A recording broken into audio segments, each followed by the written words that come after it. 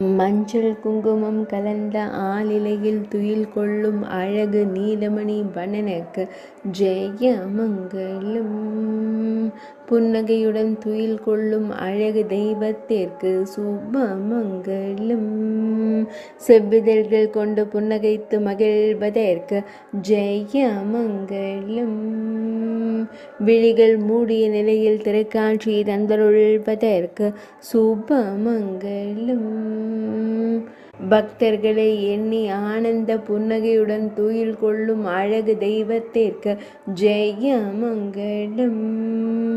சுருள் முடியில் மயிர்பீலி வைத்தருளும் கருங்குழல் அழகனுக்கு ஜெயமங்கலம்.